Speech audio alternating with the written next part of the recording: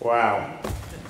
When I got my degree from Boston College Law School, some people said that was honorary. Governor's probably heard that one before. Thank you very much, President Toohey. I am humbled, to put it mildly, to receive this honorary degree. And everyone, I'm just delighted to be here today. It's indeed an honor and a privilege to share this occasion with Governor Bush, who's done so much for this great state and indeed for our whole nation, as well as Tom Monahan, who you've heard is one of the most unbelievably visionary leaders I've ever seen in founding this remarkable institution, among other things too. Now first, I want to give my heartiest congratulations to all you graduates. Today you're celebrating, as Tom mentioned, the culmination of 4 years of hard work. This is your day. Enjoy it. You've earned it. 30 years ago, if you had told me I was going to receive an honorary degree from a wonderful Catholic institution like Ave Maria, I would have said that would take a miracle. I grew up the oldest of 7 children in a Catholic family going to church every Sunday. But my early adulthood, I have to admit, I was not a model of religious piety. It wasn't really until about 15 years ago, maybe a little longer, that I began to think more seriously about my life as a Catholic. On the surface, everything was great. I had a wonderful wife and family, good friends, our business was thriving. But I began to feel that something was missing, that maybe the balance between my faith, my family, and my career wasn't really right. I really yearned for spiritual engagement. And so I started to pray.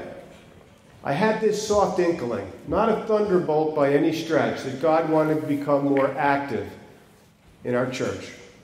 And so I went to talk with an old family friend, a very dear friend of my dad's, a godly man who's known to many of you because he's on your faculty. His name is Michael Novak.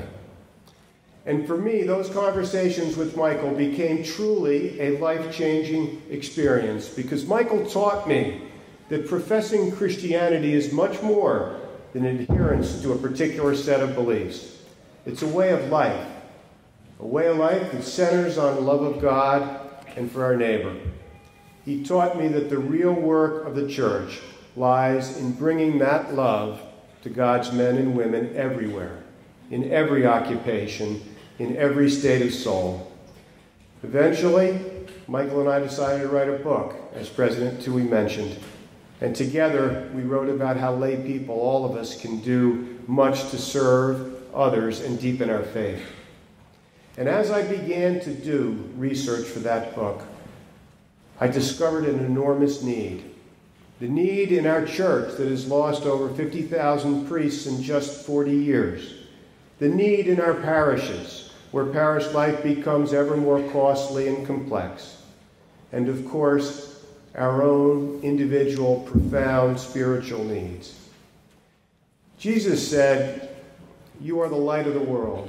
And he told us not to hide that light under a bushel, but let that light shine on our good works to glorify our Father in heaven. Today, as you will see, there are unprecedented number of ways that you all, and indeed we all, can shine.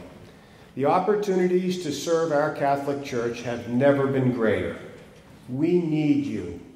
We need you in our parishes, in our communities, in business, in education, administration, counseling, and a host of other fields. No matter what your interests are or where your talents lie, God has a plan for you. And we believe that this is a cause for great celebration. And indeed, it is a wonderful time to be a Catholic, don't you think? Amen. Some people now focus on the negative aspects of our great church. And there are challenges, yes, to be sure. But let us remember that our church has opened its doors over 2,000 years to billions of people. Our church has given birth, as Michael showed me, to original thinkers whose great works on how to know, love, and serve God are without parallel. They've comforted, enlightened, and inspired the world throughout the ages. And that our church today continues to serve dedicated souls in mission fields where they can encourage, teach, feed, minister, and help millions in need. So our goal must be to help the Catholic Church move forward with new confidence and spirit by honoring that great legacy, living up to our mission, and truly being what our good Lord wants us to be. Happily, there are a multitude of Catholics like you who feel this way and are eager to serve. Some of them, like me, are nearing retirement age and wondering if there isn't more to life.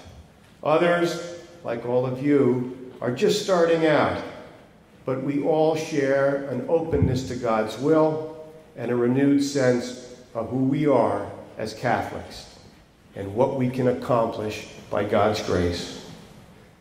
So my prayer for all of you is that you will listen carefully to God's call and that you will discover it a whole lot sooner than I did.